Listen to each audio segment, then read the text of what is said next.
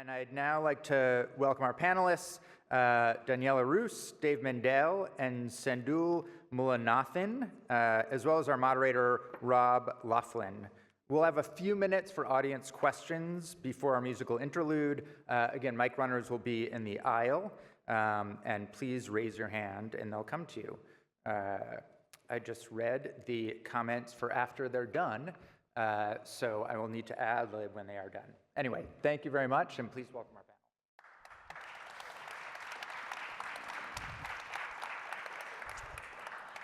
panel. Well, thank you, professors, for joining us. It's a pleasure to have you here. Maybe we could just start with a quick bio for each of you guys, and then we'll jump in. But Sendhil, we'll start with you. I'm Sendhil Mullainanthan. I'm a professor of economics and EECS and at the Schwarzman College. David Mindell. I'm a professor of the history of engineering and manufacturing and also of aerospace engineering here at MIT. And I'm Daniela. I'm a professor of electrical engineering and computer science and the director of the Computer Science and Artificial Intelligence Laboratory. Great. Well, super. Again, thank you guys for being here.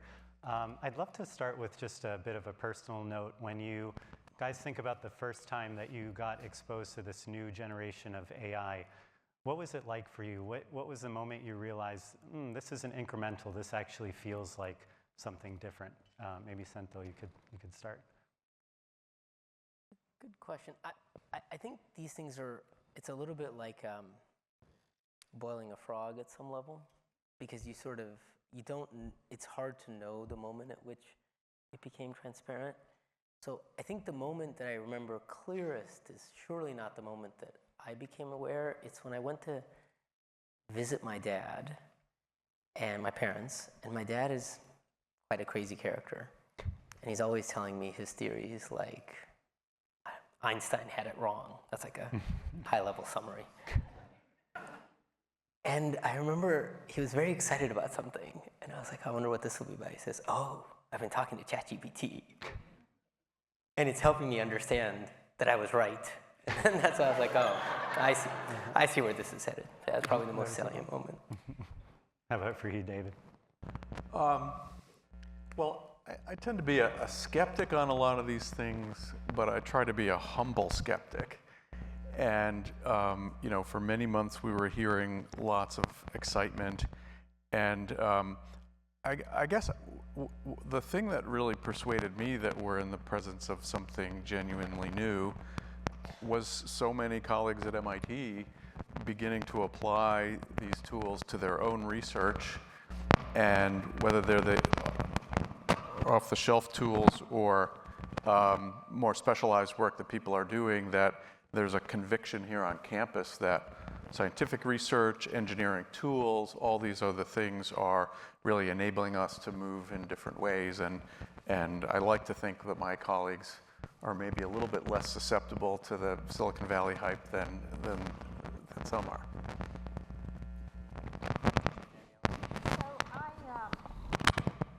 When I was a graduate student, we had all these tools available to us and nothing worked. And it was a kind of an interesting time. It was, at that time, it was not a good thing to say you work in AI. Now, fast forward to 2023. In February, I get a message from Sebastian Bubeck, who at the time was at Microsoft. And he said, hey, Daniela, I want to make an announcement and give a talk. Can I come to CSAIL?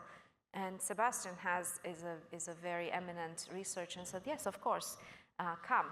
And then he sent me the title of the talk. And the title of the talk was Sparks of General Artificial Intelligence. And I wrote to Sebastian, I said, I sure want to give a talk with this title at MIT. And he didn't want to change. But then he came to MIT, and this is when he announced GPT-4.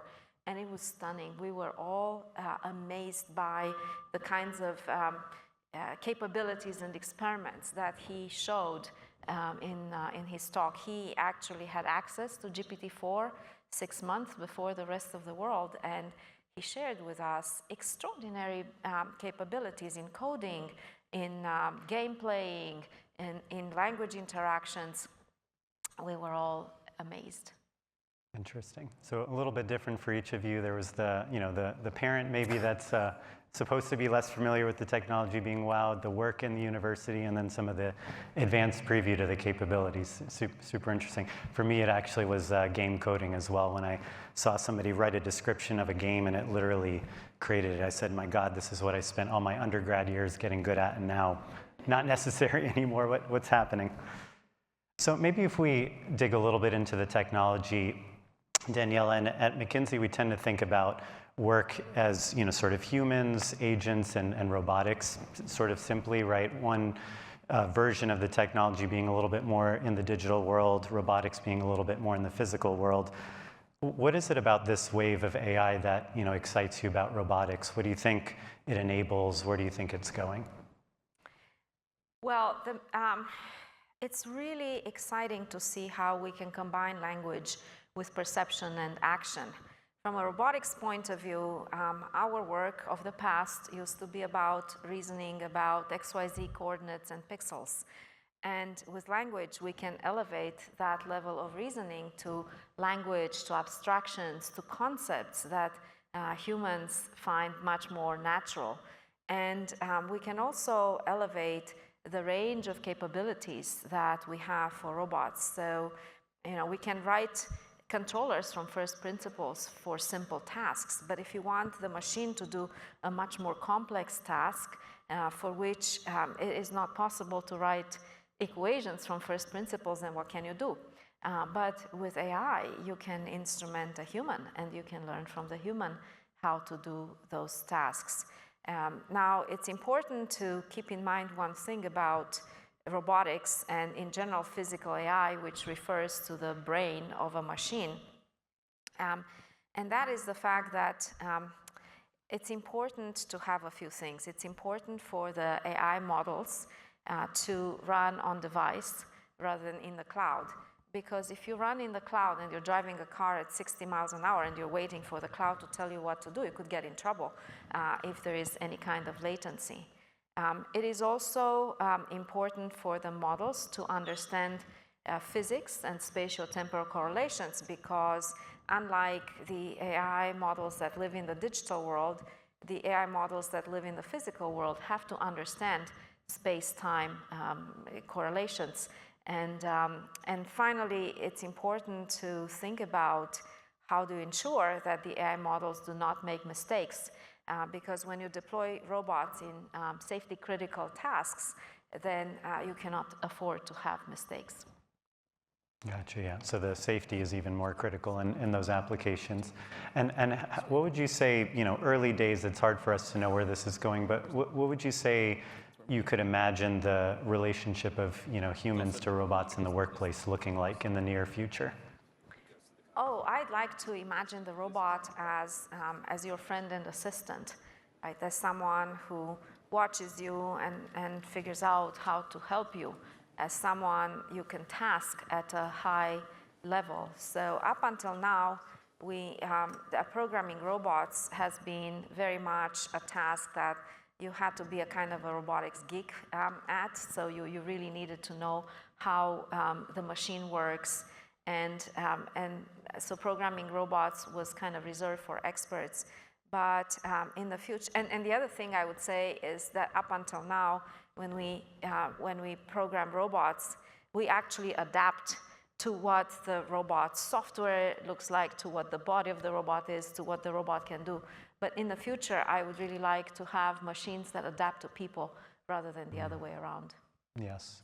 So more personalized to the employer. Yes. In 2015, we started a big project with Toyota, and the vision we set out back then was the car that will never be responsible for a collision and become your friend. And we have made a lot of progress on the not responsible for a collision. With the advent of AI models, we can really begin to imagine the car as your friend, something you interact with, much like you interact with a person. Yes, interesting. So David, I guess if we take the translation of robotics to the factory floor, we're starting to see more talk and evidence of embodied AI and physical systems. So talk to us a bit about where you see the field moving. How's the shop floor changing? I guess I need to use this mic.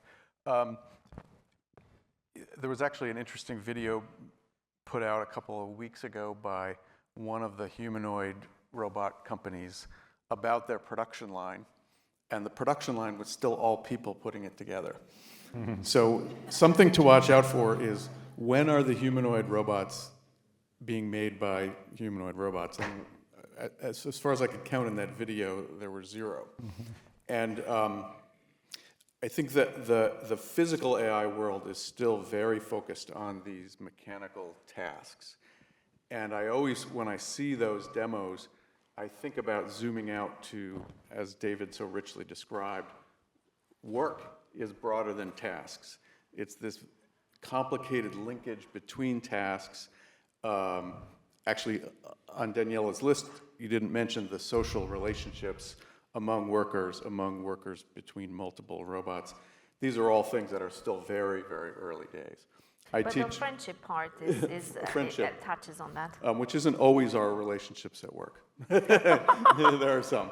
Always in my Well, but there are many relationships on a shop floor. It's a very complicated social environment. There are authority relationships, there are economic relationships, there are shifting alliances. And I teach embedded software in aerospace. I just wrapped up my class this semester. And we don't yet know how to make an airliner that learns from a pilot, or any airplane really that learns from a pilot. Some of that, on the one hand, is a problem with certification and regulation, but it's also a problem with safety.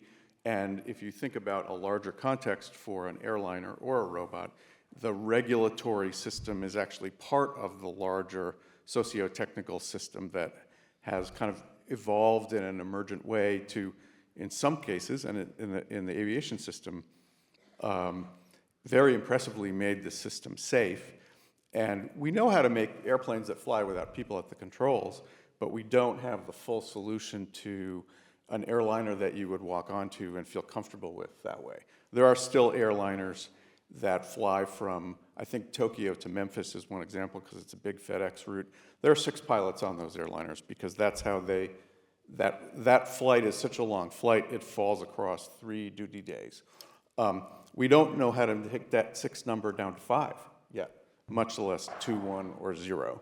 And those are just frontier places to watch for. People really care about that problem. They would love to have that problem solved. There's a lot of money behind solving that problem.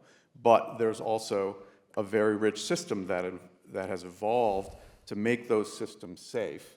And a version of that is in many other types of production systems, factories.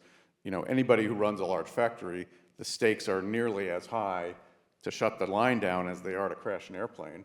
And people really care about those systems being 99.999%. And we're early days in that story. Yeah. So again, I think another critical example of the importance of the accuracy and reliability of these systems in physical settings.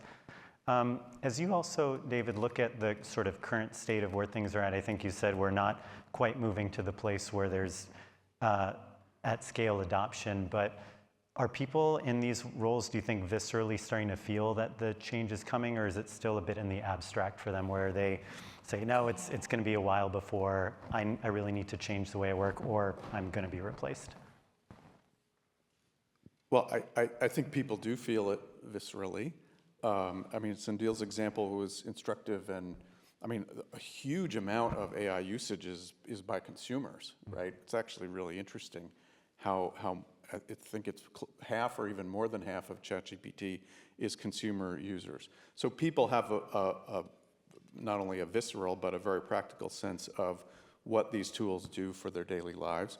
There's an equivalent of, many very interesting, but sort of below the radar applications people are using at work in just ordinary tasks, ordinary low-level automation that's in a way hard to fit into the frameworks that we have about tasks and jobs and don't find their way yet into the job descriptions, but I think are quite important and profound. And at the very least, AI is a white-collar productivity tool, and probably all of us use it a little bit, at least for that.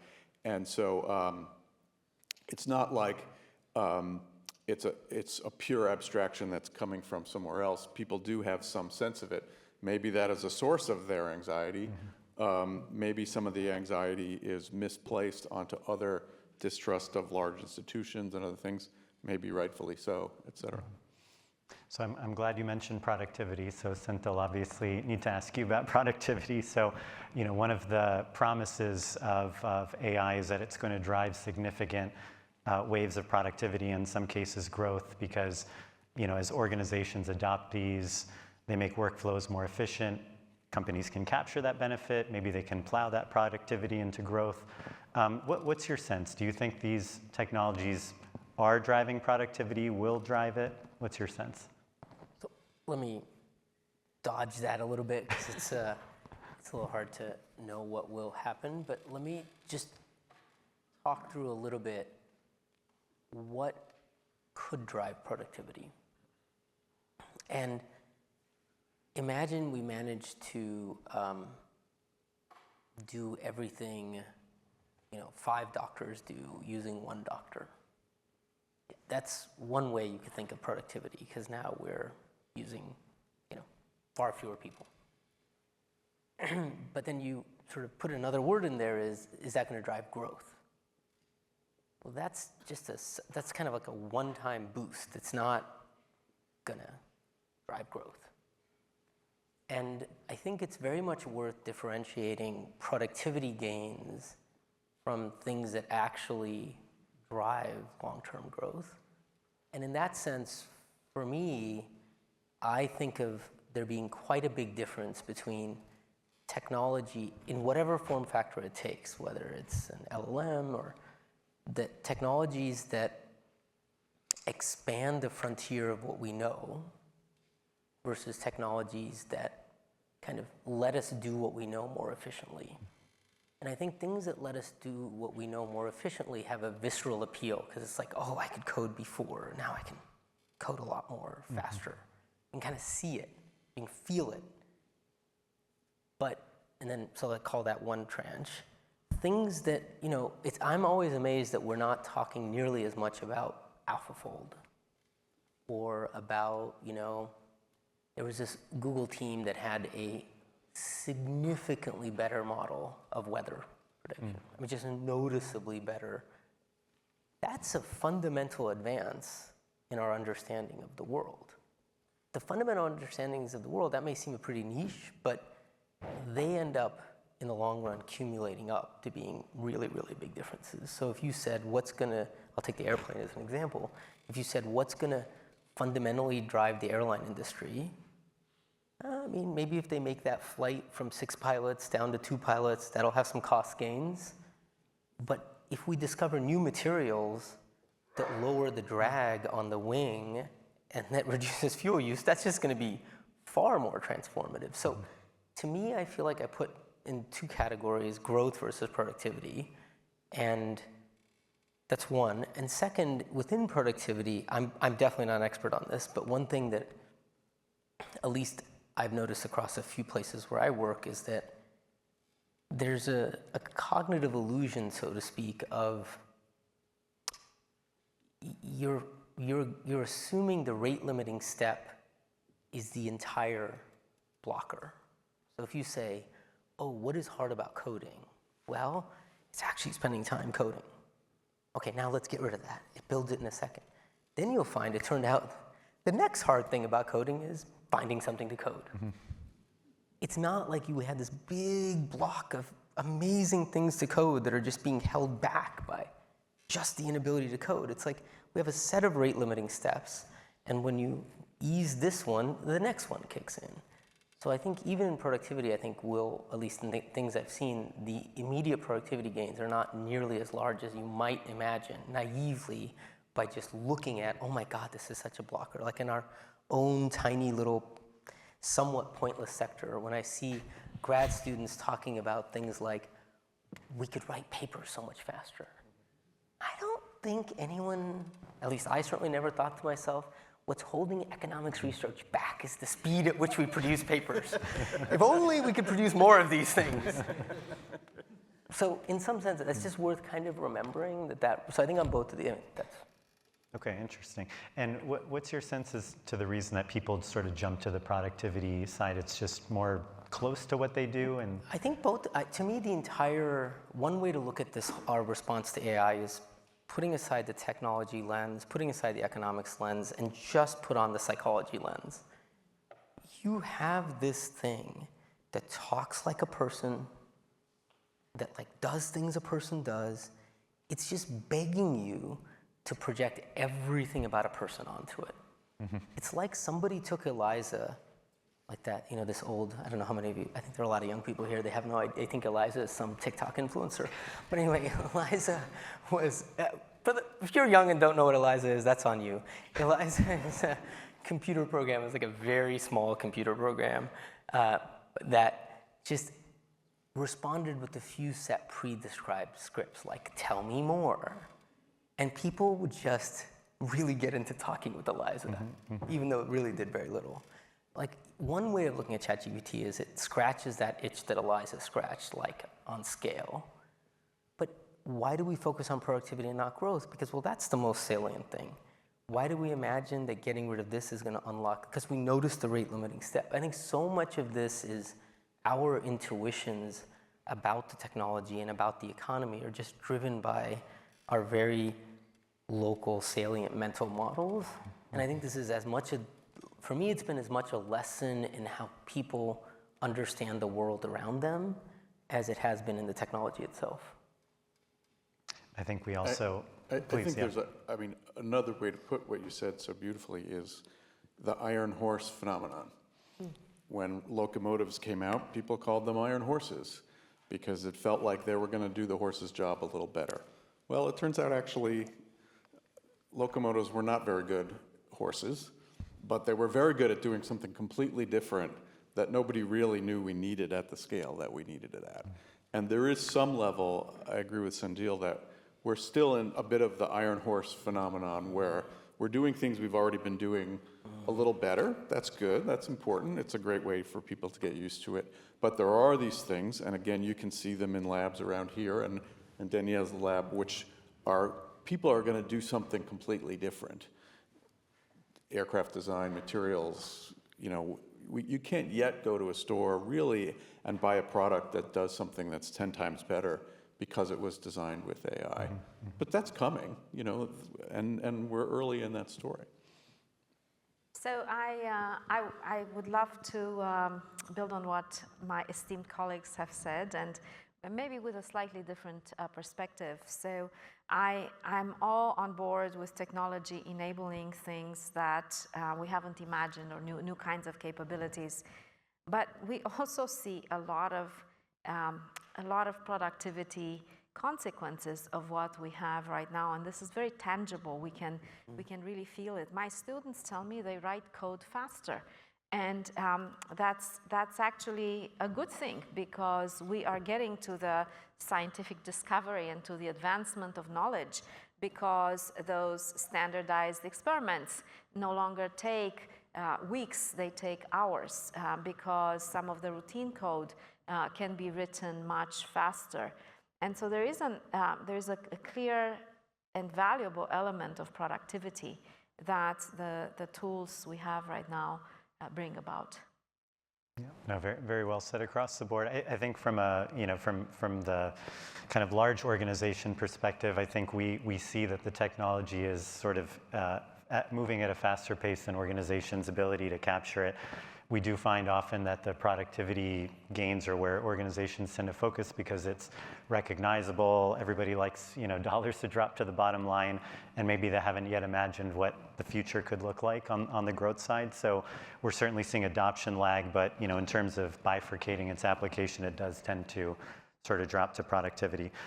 Maybe Daniela, just continuing with where you were going, if you were to think about certain roles or skill sets that you think are sort of first in line to change, whether that means getting amplified, getting replaced. Are there some that sort of come to mind first for you? Your job. I think you're kind of right, yes. I think you're right. Just kidding. That's no, why but I'm here. I think that it's really possible to use the AI tools to synthesize and summarize knowledge. So the tools do pretty well at that. So the jobs that synthesize knowledge or that depend on doing knowledge synthesis might have a question mark next to them. Now, in my opinion, they do not, because actually when you use the world's repository to summarize and produce some sort of recommendation for what one should do, that's kind of like the average of what's in the repository. And so the human angle remains very important. You can become much more productive by getting these thousands of million agents go out and bring information and compactify it for you so that you can apply your wisdom and expertise better. Thank you. So I still have a job, is what you're saying. You still have a job. As long as I'm nice and empathetic and okay. How about you, David? Any thoughts on roles or skills that you think are sort of first in line to be changed, disrupted? Well, there's always the college professor story, which we are all grappling with about how we teach and what we teach, and how we write and what we write. Although, again, along the lines of what Daniela said, there are aspects that are liberating of changing the way that we communicate information. I mean, I think office work in general, like 9 to 5 kind of white collar office work, which is only 150 years old to begin with, and was kind of invented as the human-driven AI of the corporate world. And if you look at 1890 to 1910, you have number 2 pencils and 8.5 by 11 paper and hanging file folders and all of the kind of prosaic paperwork technology. And it is technology that was created to allow us to interact with each other in these kind of what came to, in the late 20th century, be called knowledge work. That was already a technologically shaped set of tasks. I think it took a certain kind of blow or morph during COVID with the remote presence story to begin with, and now is going to morph and evolve again. And frankly, was the core technology there ultimately was the clock, 9 to 5. And that's a 18th century technology that we built our industrial system on that we just don't need anymore.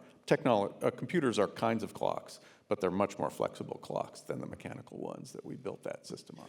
So I think office work in general, especially where it's just office work, abstracted from human relationships or other things, is obviously, I don't love the word exposure because it sounds like a disease, but is the word people are using these days. Got it. How about you, Sendhil? Do you agree knowledge work, sort of white collar work is front line here? Well, I feel like that's this was very much in David's talk. I think that feels broadly right, but I worry about painting. And I know no one is doing that, but painting with such a broad brush. It's just, there's such variety in the nature of tasks, and it just seems like, knowledge work, including the example, like I like the flight example, there it's just so sensitive that you get it exactly right, that, just the thresholds go way up. And so is an anesthesiologist knowledge work?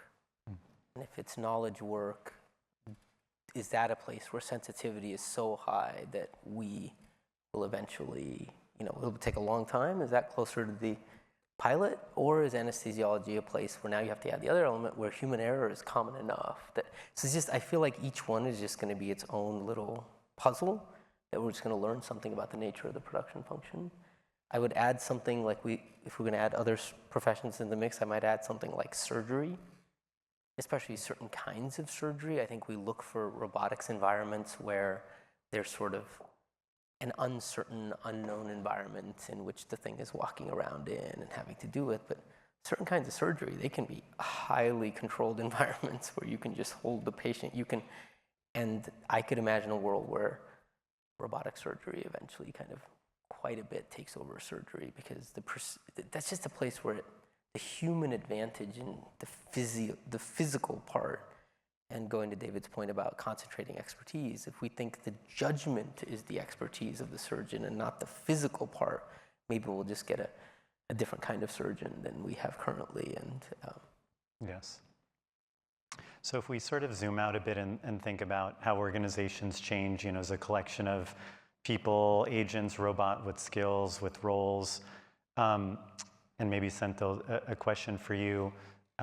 What do you think is going to be the sort of big question, but what do you think is going to be the capturable sort of economic impact of AI? Because, there have been, authors that say, oh, there's going to be ridiculous impacts, and there's some that say, no, there actually isn't going to be a ton of impact. And so curious sort of where you fall and why.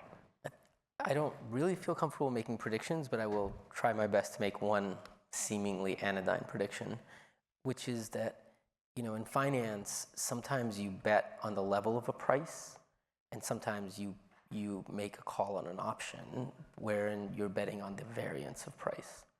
And it's kind of important to know the times when you think variance is going to be very high, even if you don't know the direction. I think the one thing that does seem pretty clear is we're entering a very high variance time.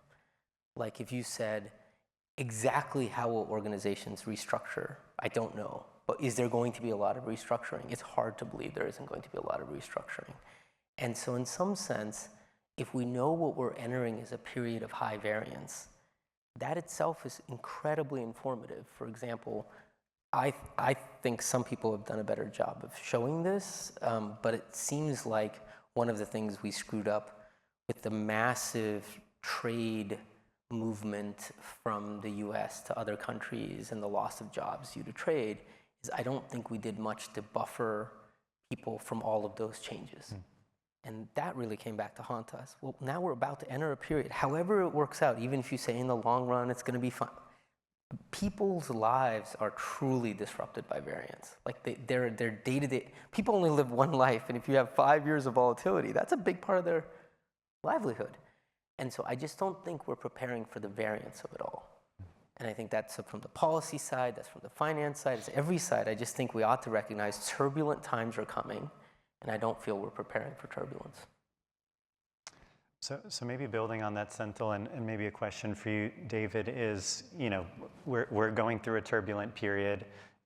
It might get more turbulent, and oftentimes we look to history as an analogy of, what's going to happen, right? And so when we look at prior waves of technical advancement, like the industrial era or, the first wave of digital, we often look at that and say, tasks that were repetitive, were difficult, got automated in some fashion, and sort of people were able to move on to more meaningful, more judgment-based work.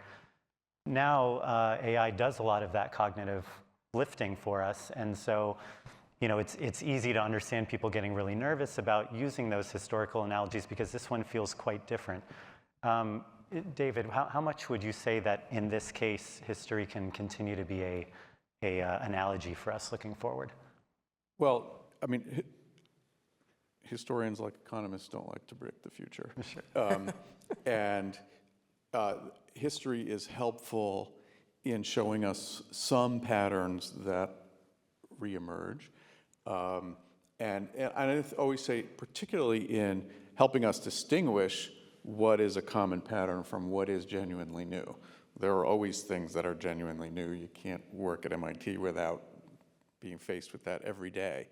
And the white collar versus potentially blue collar forms of automation feel new. They've happened a little bit before. The cognitive automation versus physical mechanical tasks feels new, although even that is constantly evolving.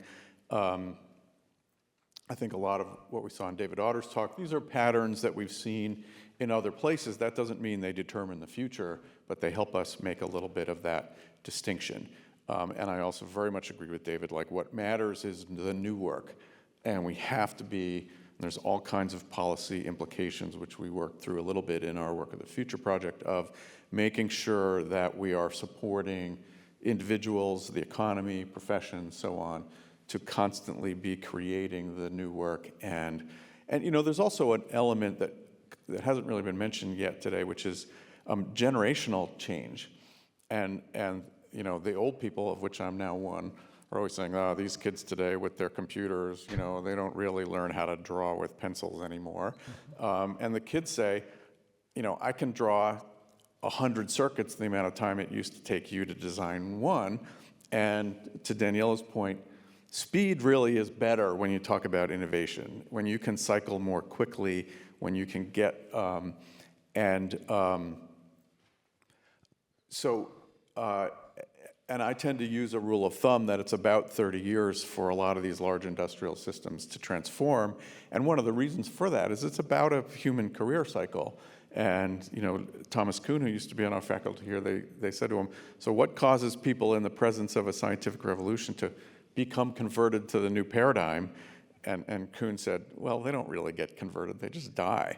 And it's the new people who come along. And so, I think most of us in this room are probably consumed with this every day, but it's absolutely imperative that we give the tools to the young people and let them do what they find creative with all of this and show us what the new work is going to be, because it's too late for us to figure that out. And so I very much agree with that. Fostering, creating, celebrating new work, and supporting, because it's not the same people who are put out of the old jobs. So I just wanted to add to your very eloquent statement that it's so much easier to think about what will go away than to imagine what will come. And every new technology has created a wonderful explosion of activities and tasks and opportunities. Yes. No, you're absolutely right that especially a lot of the narrative these days does tend to focus on the negative because it's hard to imagine what the unknowable is, and so it does make it challenging. So I mean, thinking about a lot of the students in our audience here and thinking about generational change, what do you guys think about what's next for our graduates? Are they going to be trained for this new world? Are there ways that they can best get ready for this transition or disruption that's hitting the workplace? Maybe Daniela, if you want to start. Yeah, the students absolutely have to learn the tools because the jobs of the future, of the not so distant future, of the jobs of the now really require that you know the tools. But at the same time, I think we as professors, as faculty, have to think about how do we actually assess knowledge and expertise and advancement in an age when you could ask the chatbots to do your homework assignment. And there are very interesting new models that are coming up with respect to evaluation. We also have to think about accreditation, and we have to think at the level of skills. What is it that we should teach our students so that they learn, so that they get knowledge, and because it's still important to put things in your head. You cannot just offload everything to the memory of the chatbots. And on top of that, what is interesting to ask is how do you measure progress? Because the take-home exams that we're giving today are not going to measure progress.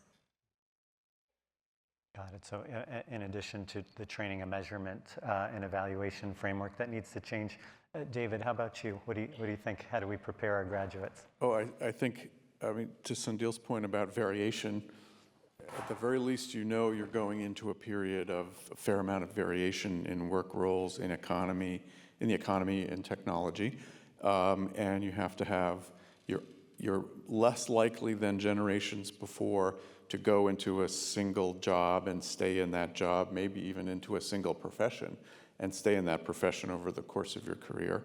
And the sum total of technical skills, social skills, I actually think hands-on manipulation of the material world is a good set of skills as well.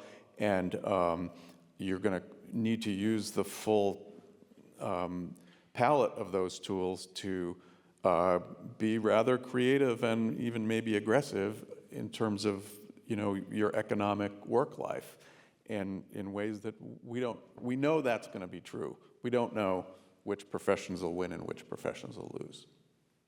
Great. Yeah, I just honestly feel very bad for young people today. I mean, genuinely, like when I was young, I had in my house, I think a TV that had, 8 television stations. Two of them were PBS, so that's not that interesting. I left with 6, and most of them had Gilligan's Island and things like that, which aren't particularly interesting shows.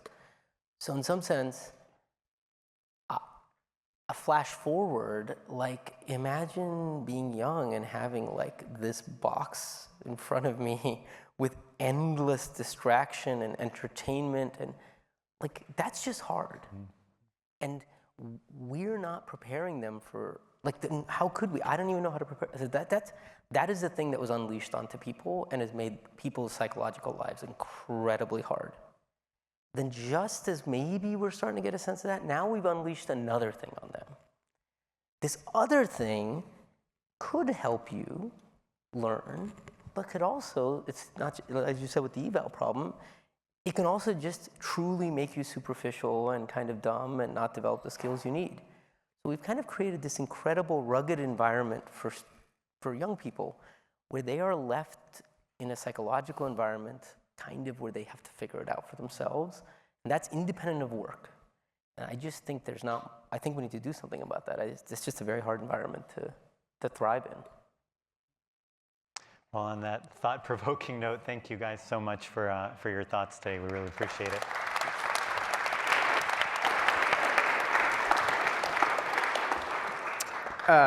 Thank you to all of you. Are there questions in the audience? And if you have questions, raise your hand, please, and a mic runner will come over to you. And feel free to direct your question to a specific person or to the panel as a whole, and then I'll let you 3 cage match it out and decide who's going to take it. Okay, hi, I guess I'll begin with introducing myself. My name is Mantro Sair. I'm a high school student at New View Innovation School, actually down the block from MIT. So from hearing your guys' panel and trying to understand the discussion to the best of my ability, there's one insight that I would love to understand. What will the role of human decision-making and judgment, at least from your perspective, in the development of science and technology and its application to our current economic policies? From your guys' perspective, how will things change if we can even predict that? It's a great question. Anybody want to take that first? I mean, I can kick it off. Human judgment remains absolutely critical in how we move forward, and what we do with the results from our AI models. So I've been playing with the agentic AI systems, and I have built a virtual assistant, and there's a virtual graduate student. But the systems don't actually give the answers that you want, right? The systems can automate. Let's say you can send the system off and say, do the simulation. But you cannot ask the system, what is the next research question? Or if you ask the system, what is the next research question, it brings you 10 ideas, 9 of which are nonsensical, and maybe one of them makes sense. So I think that we could really think about co-work with the AI tools, but the role of the human as the decider, as the person with a good judgment, as the person deciding the next step, whatever that is, whether it's in research or it's in office work or whatever requires a decision, that remains super important. Yep, in the back. Yeah, thank you very much. I have a microphone, and thank you so much for this excellent discussion. My name is Darkhan Bilalov. I'm from Kazakhstan, and a colleague of yours, an academic and an education leader there. I'm teaching a master's thesis course, basically in a couple of weeks, and I'm truly lost about how to teach it, because like the way I used to teach it, it was the whole year we would work on the master's thesis. Right now, I see that my expectation is growing, that things are done very quickly now. A lot of those routine tasks are like transcription and all those are streamlined. So how do you see it? We used to have a monopoly on credential. We used to have a monopoly on knowledge. We used to be that institution that said, this person has a certain, qualifications and knowledge. And now, do you see that continuing? Where do you see higher education 10 years from now? There was a really good discussion that towards the end of the conversation. I'm wondering, what's your view on universities? How they're going to change? Is the duration of education credentials going to change? Especially when it comes to training future researchers. Not only professionals, but researchers. Like, it's hard because we have gone through all the grief, and all those acceptance stages, but we still don't know, I think, deep down, how do we do that? How do we manage this? And please, any sort of feedback, I think, is going to be helpful for me. Thank you very much. That's a great question. Yeah, a lot there. Anyone want to take that one first? Daniela, they keep looking to you. Yeah, please. So I think that, first of all, let me be very clear and say that knowledge remains important. One's creativity, one's ability to do things really depends on what we have learned. But at the university, knowledge will become increasingly less important in terms of measuring progress. And so I see the future as being not necessarily measuring how much knowledge you have accumulated, but how do we teach judgment? How do we teach creativity? How do we teach problem formulation? How do we teach systematic approaches to solving problems? How do we teach intellectual strength and values? And these are very important in any research enterprise. I tell my students that formulating the right question is half of what the thesis is about, because it takes a while to get to a good question. Once you get to it, then you kind of have a roadmap for how to solve it. But there's usually a lot of meandering until we get to that question. So in research, I think these will be the important things to watch for and to ensure that we give to the students. All right. Thank you again so much to Rob, Daniela, David, Sendhil, and that's everyone. And David and David.